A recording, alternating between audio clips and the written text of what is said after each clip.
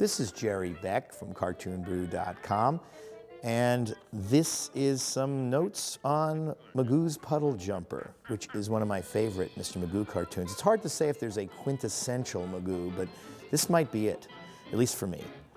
I mean, Magoo in an unusual place, not realizing where he is, and all of the great comments with Jim Backus doing the voice, ad-libbing.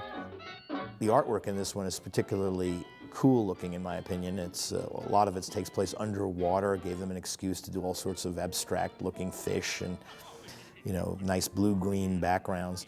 Of course, this cartoon was in cinemascope, widescreen cinemascope, of which UPA embraced back in the 1950s. Not everybody did cinemascope short cartoons. Disney did them, MGM did them, Terrytoons did them. Terrytoons did them only because 20th Century Fox had the copyright and the patent on the cinemascope process. And the lovely Baker electric car is yours.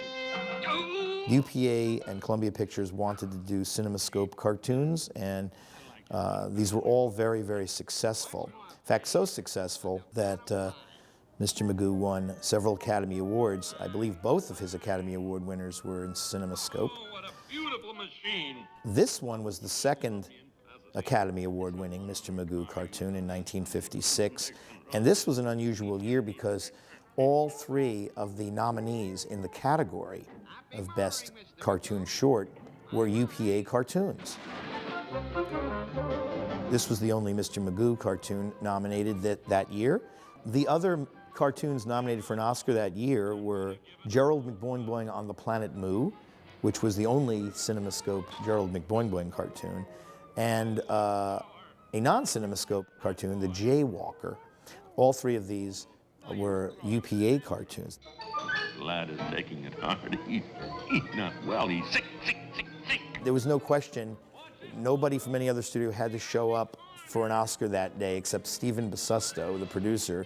He knew he was going to win an Oscar. There's just no way around it. It just depended on which cartoon was going to get the nod.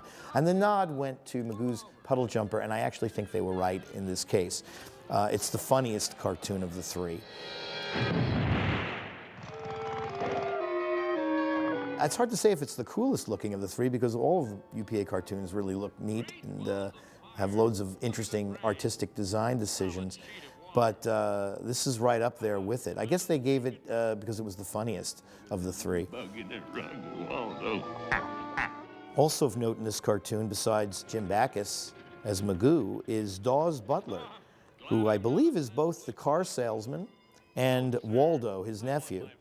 And of course, Dawes Butler is well known to many of us cartoon aficionados as pretty much the voice of the Hanna-Barbera cartoons of the 1960s. He was Yogi Bear, and I mean, he was so many of their characters. He's a Huckleberry Hound and Quick Draw McGraw. I mean, he's pretty much all the initial characters at Hanna-Barbera, and he was obviously a mainstay at the studio for years and years. So you can, hear his voice, and if it sounds familiar, you know why. Fishbowl indeed. Another interesting thing about this cartoon is it's sort of come back to be contemporary. Magoo buys an old Model T in this film, but it's an electric car, and he talks about the virtues of owning an electric car through this cartoon, which was probably ancient and funny to audiences in the 50s, but it's we can take it quite seriously today. It's good stuff.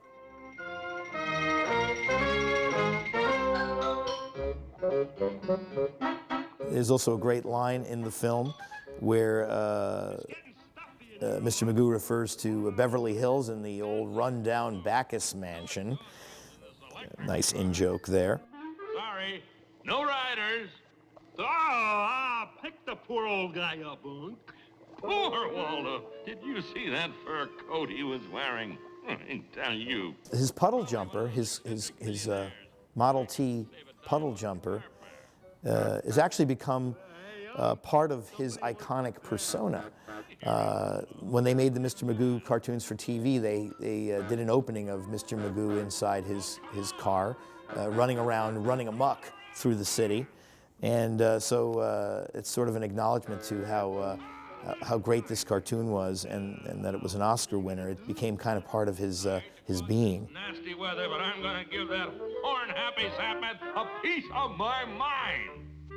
This part here where Magoo leaves the car and suddenly they're filled with water, that always struck me as, and he starts talking too. It's like they should be dead.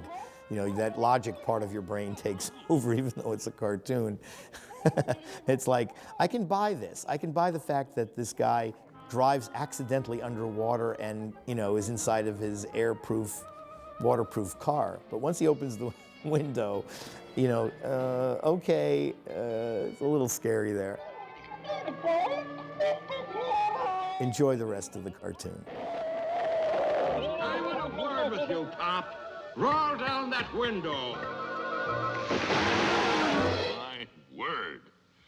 Until you enforcement officers learn a little personal tidiness, I find it beneath my dignity to speak with you. Good day, sir.